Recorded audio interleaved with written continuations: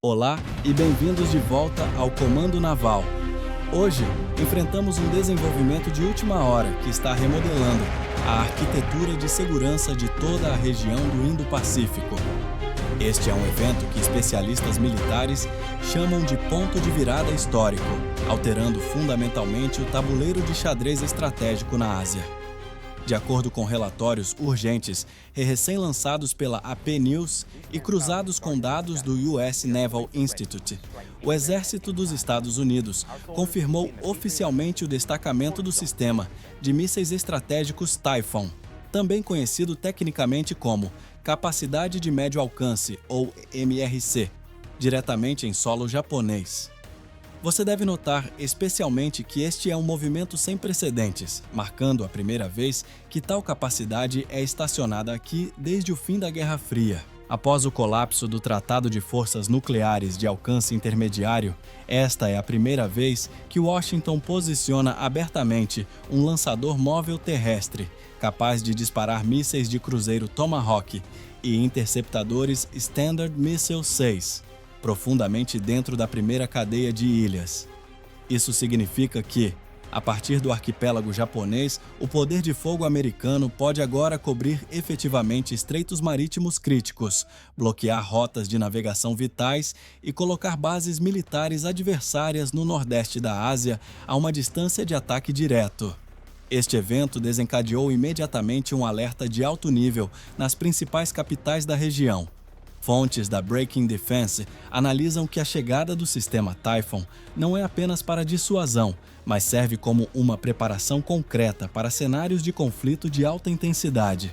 Então, quais são as aterrorizantes especificações técnicas deste sistema que causaram uma reação tão feroz das superpotências vizinhas? Nós forneceremos a resposta detalhada agora mesmo. Para compreender totalmente a gravidade do destacamento do Typhoon no Japão, devemos primeiro dissecar o vazio tecnológico que ele foi projetado para preencher e o hardware específico que o torna uma ameaça tão formidável aos olhos de Pequim e Moscou. Por décadas, o Exército dos Estados Unidos foi legalmente proibido de desenvolver mísseis terrestres com alcances entre 505 mil e 500 quilômetros. Essa restrição devia-se ao Tratado de Forças Nucleares de Alcance Intermediário, ou Tratado INF, assinado em 1987. Enquanto os Estados Unidos aderiam a essas regras, o Exército de Libertação Popular da China não estava sob tal restrição. Nos últimos 30 anos, a China construiu o maior e mais diversificado arsenal de mísseis do mundo, projetado especificamente para manter os porta-aviões americanos à distância. Isso criou uma assimetria perigosa no Pacífico Ocidental. Quando os Estados Unidos se retiraram do Tratado INF em 2019, a corrida começou para fechar essa lacuna. O resultado é o sistema Typhoon. O Typhoon, oficialmente conhecido como Capacidade de Médio Alcance, é uma obra-prima de engenharia pragmática.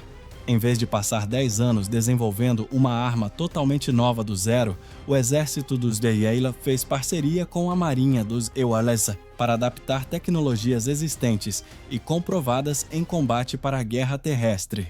O coração da bateria Typhoon é o sistema de lançamento vertical Mark 41. Este é exatamente o mesmo sistema de contêineres de mísseis encontrado nos destroyers da classe Arleigh Burke e nos cruzadores da classe Ticonderoga. Os engenheiros da Lockheed Martin essencialmente pegaram 4 células do VLS Mark 41, montaram-nas em um trailer de serviço pesado e conectaram-nas a um centro de operações robustecido. Essa escolha de design é brilhante em sua simplicidade. Significa que o exército não precisa construir novas cadeias de suprimentos. Eles simplesmente aproveitam o inventário existente da Marinha de milhares de mísseis. Vamos analisar as duas principais armas que este sistema dispara, começando com o míssil de ataque terrestre Tomahawk RGM-109. As baterias Typhoon destacadas no Japão provavelmente estão equipadas com a mais recente variante Block Falcon do Tomahawk. Este é um míssil de cruzeiro subsônico movido por um motor turbofan, capaz de voar em altitudes extremamente baixas para acompanhar o terreno e evitar a detecção por radares inimigos. O alcance do Tomahawk é o fator crítico aqui. Ele pode atingir alvos a mais de 1.600 quilômetros de distância. Para colocar isso em perspectiva, uma bateria Typhoon estacionada em Okinawa pode lançar um Tomahawk que alcança Xangai, o Estreito de Taiwan ou até mesmo bases navais profundas no continente chinês. A variante Block 5 também inclui um kit Maritime Strike Tomahawk, que lhe dá a capacidade de rastrear e atingir navios inimigos em movimento no mar. Isso transforma o exército do Zewa de uma força puramente de ocupação de terreno em uma força de afundamento de navios. A segunda arma no paiol do Typhoon é o Standard Missile 6, ou SM-6. Enquanto o Tomahawk é o martelo de longo alcance, o SM-6 é o escudo e a espada de alta velocidade. Originalmente projetado como um interceptador antiaéreo e antimíssil, o SM-6 foi modificado para uma função de ataque superfície-superfície. Ele voa a velocidades superiores a Mach 3.5, o que é mais de 4.000 km por hora. Ao contrário do Tomahawk, que leva tempo para atingir seu alvo, o SM-6 fornece uma capacidade de resposta rápida. Se um alvo de alto valor, como um local de radar inimigo ou um lançador de mísseis móvel, aparecer brevemente, o SM-6 pode destruí-lo em questão de minutos. Além disso, o SM-6 mantém suas capacidades defensivas, permitindo que a bateria Typhoon proteja a si mesma e as forças aliadas, próximas de mísseis de cruzeiro ou aeronaves. O significado estratégico de destacar esse hardware no Japão não pode ser exagerado quando olhamos para as forças opostas. A Força de Foguetes do Exército de Libertação Popular possui os mísseis balísticos DF-21 e DF-26. O DF-26, frequentemente chamado de Assassino de Guam, tem um alcance de 4.000 quilômetros e tem sido a principal ameaça às bases dos MGPCs na região. No entanto, estes são grandes mísseis balísticos de combustível líquido ou sólido, que seguem uma trajetória previsível. A estratégia dos Iwaseo com o Typhoon é introduzir um vetor de ataque diferente. Ao saturar a primeira cadeia de ilhas, com centenas de lançadores móveis dispersos disparando mísseis de cruzeiro de locais imprevisíveis, os Estados Unidos complicam o cálculo defensivo dos militares chineses. Uma bateria Typhoon típica consiste em 4 lançadores, um centro de operações de bateria e um veículo de apoio principal. Como o sistema é montado sobre rodas e pode ser transportado por aeronaves C-17 Globemaster, ele se encaixa perfeitamente na doutrina de emprego de combate ágil do exército dos Iwaseo.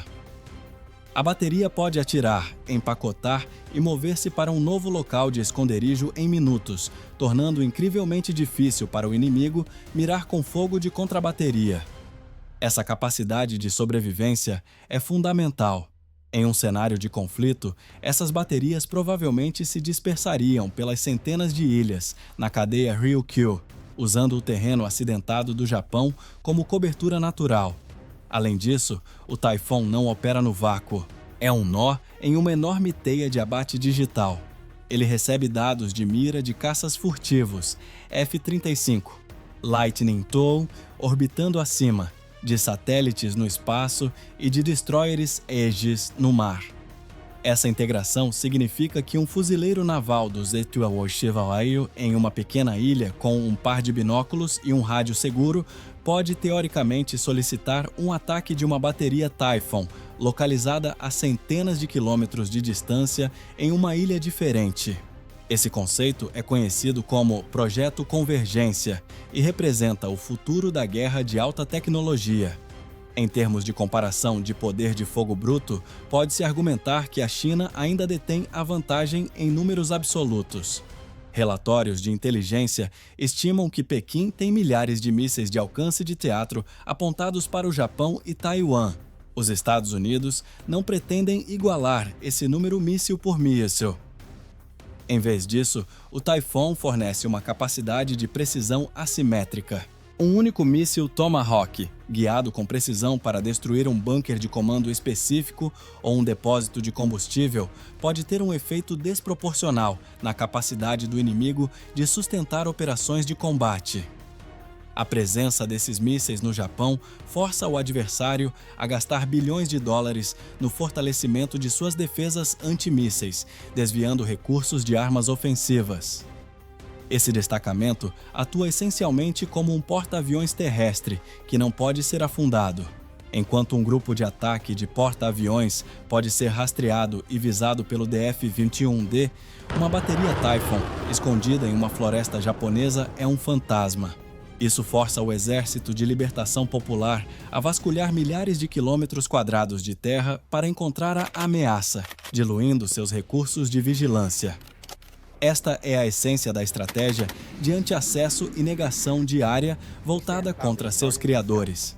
O sistema Typhoon garante que a primeira cadeia de ilhas não seja mais uma zona de proteção segura para a Marinha Chinesa, mas um desafio letal que eles devem atravessar. A cronologia operacional deste destacamento histórico começou a milhares de quilômetros da costa japonesa. Começou na base conjunta Lewis McChord, no estado de Washington, o lar da primeira força-tarefa multidomínio. Esta unidade é a ponta de lança da estratégia de modernização do exército dos Gamagiri, projetada especificamente para romper as bolhas de anti-acesso e negação de área de adversários pares.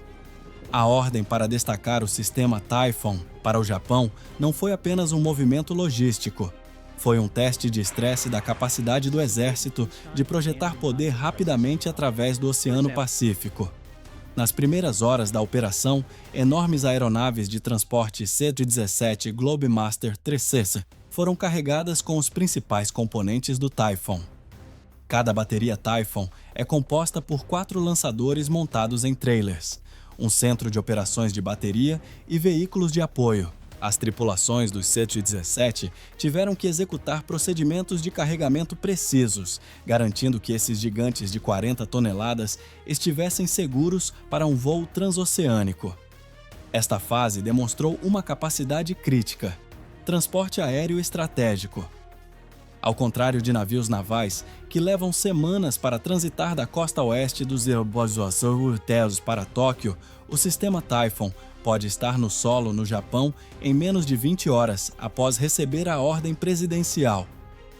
Ao pousar em uma instalação militar dos etíopes no Japão, provavelmente identificada como um centro logístico-chave, como a base aérea de Yokota, ou um local de operação avançada nas ilhas Ryukyu, o relógio começou a contar.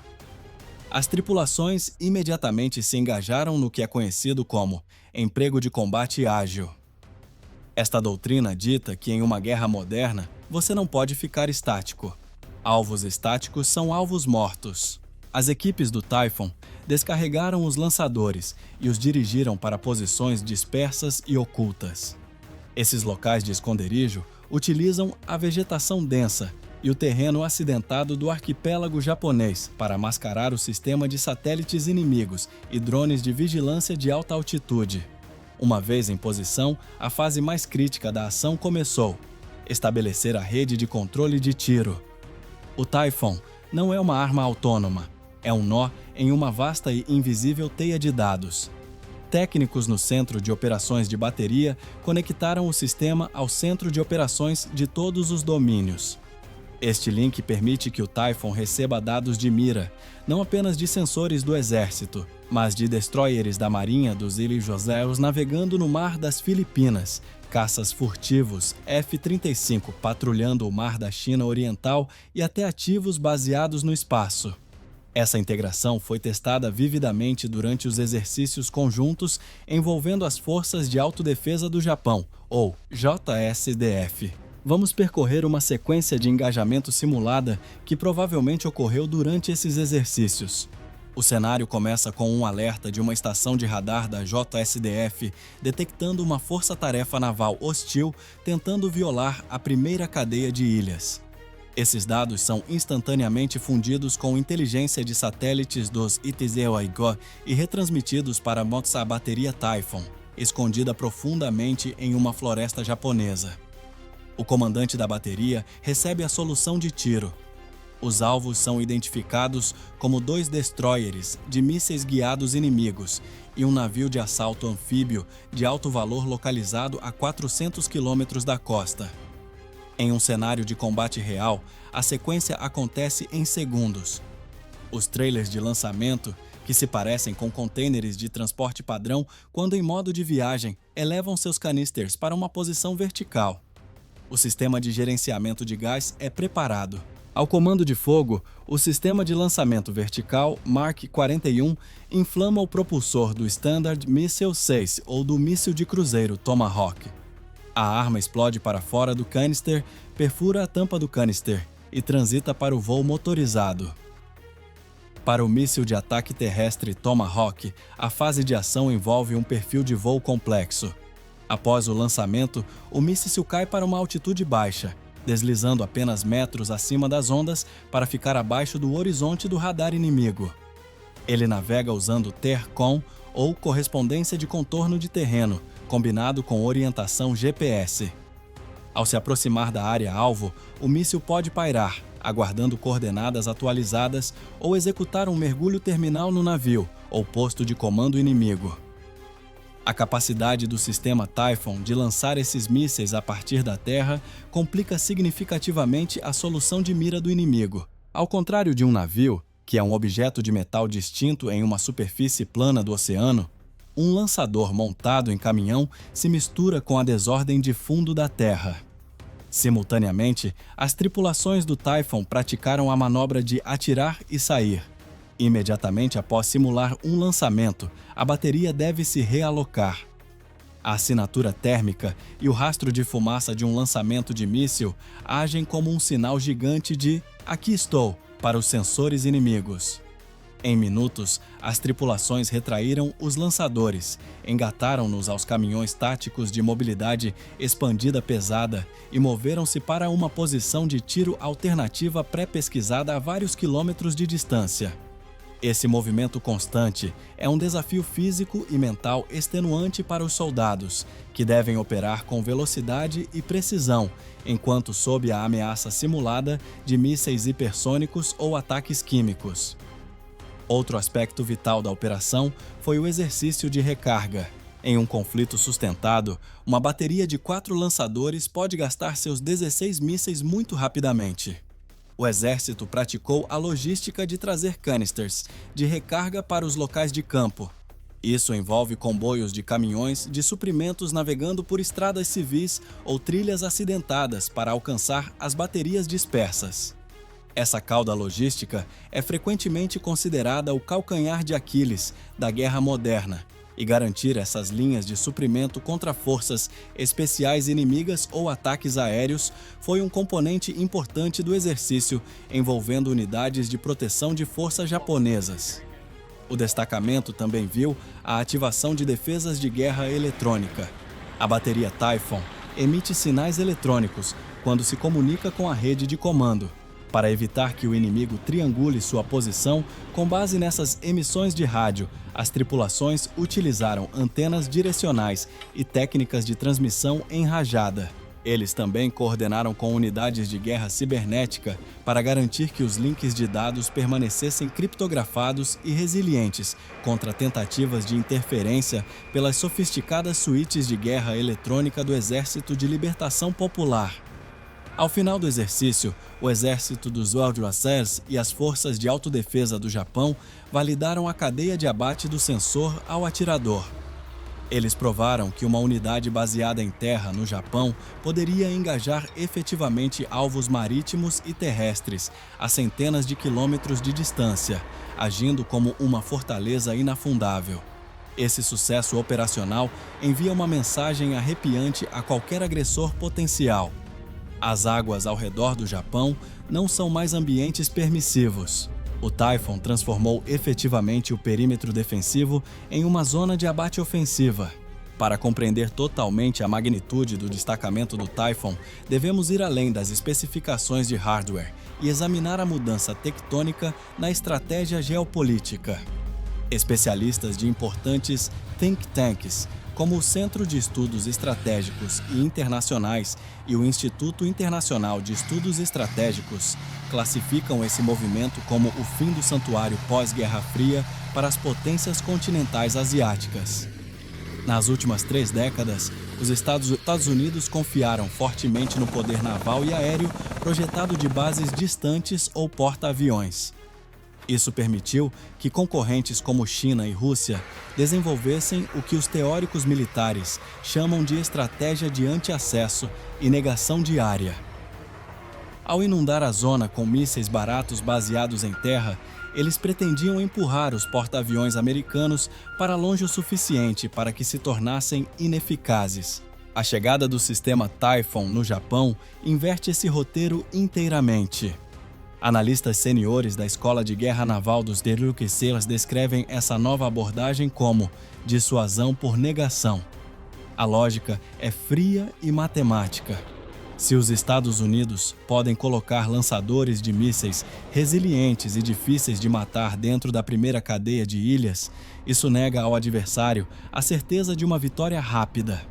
Um almirante chinês, olhando para o mapa, não pode mais simplesmente calcular a localização da 7ª Frota dos Gyokinos. Ele agora deve se preocupar com cada ilha, cada floresta e cada vale escondido no arquipélago japonês, onde uma bateria Typhoon pode estar esperando. Isso cria uma ameaça multi-eixo. O adversário é forçado a dividir sua atenção e seus sensores entre olhar para cima em busca de bombardeiros, olhar para o mar em busca de destroyers e olhar para baixo nas ilhas em busca de lançadores móveis. Essa diluição de foco é exatamente o que os planejadores americanos querem. No entanto, a visão de Pequim é radicalmente diferente. Através das lentes do Partido Comunista Chinês, esse destacamento é visto como um ato de cerco agressivo. Declarações oficiais do Ministério da Defesa Nacional em Pequim alertaram repetidamente que os Estados Unidos estão construindo uma OTAN asiática. Eles argumentam que a introdução de mísseis de médio alcance capazes de atingir a costa chinesa destrói o equilíbrio estratégico. Observadores militares notam que o sistema Typhoon neutraliza efetivamente a vantagem do míssil balístico DF-126 da China. O DF-26 foi projetado para superar o alcance das forças dos Edwin, mas se as forças dos Ewaryastia já estão na varanda da frente no Japão com seus próprios mísseis, a vantagem de alcance do DF-26 torna-se irrelevante. Isso leva ao que especialistas em relações internacionais chamam de dilema de segurança. Medidas tomadas pelos Keijiels e Rússia e Japão para aumentar sua segurança são percebidas pela China como uma ameaça direta, levando a China a construir ainda mais armas, o que, por sua vez, faz com que os EUA e o Japão se sintam menos seguros. É uma espiral clássica de escalada. Também devemos analisar a profunda transformação dentro do próprio Japão. Por décadas, Tóquio aderiu estritamente a uma postura defensiva, confiando no guarda-chuva nuclear do Israel e no sistema de defesa de mísseis balísticos Aegis, para agir como um escudo. A aceitação do sistema Typhoon, que é inerentemente uma arma ofensiva capaz de ataques profundos, sinaliza uma mudança psicológica e doutrinária histórica. Isso se alinha com a recente atualização do Japão em sua estratégia de segurança nacional, que pede capacidades de contra-ataque. A administração do primeiro-ministro Fumio Kishida reconheceu que, em uma era de armas hipersônicas, um escudo puramente defensivo não é mais suficiente. Você deve ter uma lança para impedir o inimigo de atirar em primeiro lugar. No entanto, essa estratégia carrega riscos imensos para a população japonesa. Críticos e ativistas da paz em Okinawa e em todo o Japão argumentam que hospedar essas baterias pinta um alvo gigante em suas costas. No evento de um conflito cinético sobre Taiwan ou as ilhas Senkaku, as baterias Typhoon seriam a prioridade número 1 nas listas de alvos da Força de Foguetes do Exército de Libertação Popular. A lógica da guerra dita que você deve destruir os arqueiros do inimigo antes que eles soltem suas flechas. Portanto, ao hospedar esses arqueiros, as comunidades japonesas perto dessas bases poderiam enfrentar ataques de saturação imediatos e avassaladores nos minutos iniciais de uma guerra. Essa realidade cria uma dinâmica política complexa entre Washington e Tóquio. Enquanto os governos centrais estão alinhados na necessidade estratégica, A política local pode se tornar um ponto de atrito se as tensões continuarem a aumentar. Além disso, não podemos ignorar a dimensão russa. O destacamento atraiu repreensões agudas de Moscou. A Rússia vê a presença de mísseis de longo alcance dos Teuva no Japão como uma ameaça direta ao seu quartel-general da Frota do Pacífico, em Vladivostok, e seu domínio sobre as disputadas Ilhas Kurilas. A doutrina militar russa permite o uso de armas nucleares táticas se a existência do Estado for ameaçada. Embora o Typhoon seja um sistema convencional e não nuclear, sua capacidade de decapitar nós de liderança ou destruir centros de comando nuclear cria uma ambiguidade perigosa. Se um operador de radar russo vir um míssil de alta velocidade chegando do Japão, ele pode não saber se é um Tomahawk convencional ou algo pior, até que seja tarde demais. Essa ambiguidade desestabiliza a estrutura de dissuasão nuclear que se mantém desde os anos 50. De uma perspectiva industrial e econômica, o programa Typhoon representa uma mudança em direção à imposição de custos. Uma bateria Typhoon é significativamente mais barata que um destroyer. Um míssil Tomahawk custa cerca de 2 milhões de dólares, um alvo como um destroyer chinês. Tipo 055 custa quase 1 bilhão de dólares. Se o exército dos Guatemala puder usar um míssil de 2 milhões de dólares para desabilitar um navio de 1 bilhão de dólares, eles estão do lado certo da curva de custo. Por anos, os Zewa estiveram do lado errado, usando navios caros para abater drones baratos. O Typhoon ajuda a reequilibrar a equação econômica da guerra. Isso força o adversário a gastar bilhões em sistemas de defesa antimísseis para interceptar mísseis ofensivos relativamente baratos. Finalmente, olhando para aquela rede de alianças mais ampla, o destacamento bem-sucedido no Japão estabelece um precedente para outras nações. Decisores políticos nas Filipinas, Coreia do Sul e Austrália estão observando de perto. Se o Japão, com sua constituição pacifista, pode hospedar essas armas sem um colapso político doméstico completo, isso abre a porta para os Estados Unidos rotacionarem baterias Typhoon por outras nações aliadas. Isso criaria um anel de fogo ao redor da massa terrestre eurasiática, complicando ainda mais o cálculo para qualquer potência revisionista. No entanto, isso também corre o risco de fraturar a região, forçando nações menores a escolher lados entre a atração econômica da China e a garantia de segurança dos Estados Unidos. Em resumo, a análise aponta para uma conclusão. O status quo no Indo-Pacífico está morto. Entramos em uma nova fase de negação ativa, onde a paz é mantida não por tratados ou boa vontade, mas pela presença visível de poder de combate letal e credível posicionado na borda do campo de batalha potencial. O Typhoon não é apenas um caminhão com mísseis. É uma declaração geopolítica de que o exército dos Estados Unidos está de volta ao Pacífico e pretende ficar. Para concluir este briefing, o destacamento confirmado do sistema de mísseis Typhoon no Japão marca um ponto de virada definitivo na história da segurança do Indo-Pacífico. Pela primeira vez, no século XXI, o exército dos Estados Unidos estabeleceu uma capacidade de ataque profundo baseada em terra e persistente dentro da primeira cadeia de ilhas. Isso não é apenas uma atualização técnica, é uma redefinição estratégica. A era em que o Oceano Pacífico fornecia uma zona de proteção segura para potências rivais acabou efetivamente. O sistema Typhoon serve como uma aplicação tangível da estratégia de QT, Indo-Pacífico livre e aberto.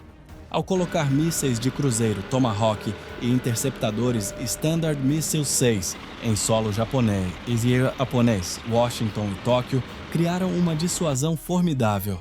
Eles sinalizaram a Pequim e Moscou que qualquer tentativa de mudar o status quo pela força será recebida com poder de fogo de precisão imediato e avassalador de locais inesperados. No entanto, como analisamos, esse movimento não é isento de riscos significativos. Ele, sem dúvida, acelera a corrida armamentista regional e coloca o Japão na linha de frente de um potencial conflito entre grandes potências. Nos próximos meses, esperamos ver fortes contramovimentos do Exército de Libertação Popular, possivelmente envolvendo patrulhas navais aumentadas ou o destacamento de suas próprias armas hipersônicas para posições avançadas. A temperatura geopolítica na região está subindo e a margem de erro está diminuindo. Nossa equipe no Comando Naval continuará monitorando o status operacional dessas baterias e as consequências diplomáticas desse destacamento. Estamos comprometidos em trazer a você a análise mais precisa e baseada em dados dos pontos de inflamação mais voláteis do mundo. Se você achou valioso este mergulho profundo na tecnologia e estratégia militar, por favor, apoie nosso trabalho clicando no botão de inscrição e ativando as notificações. Seu engajamento nos ajuda a continuar decifrando o mundo complexo da defesa global. Obrigado por assistir e fique atento. Nos vemos no próximo briefing de inteligência.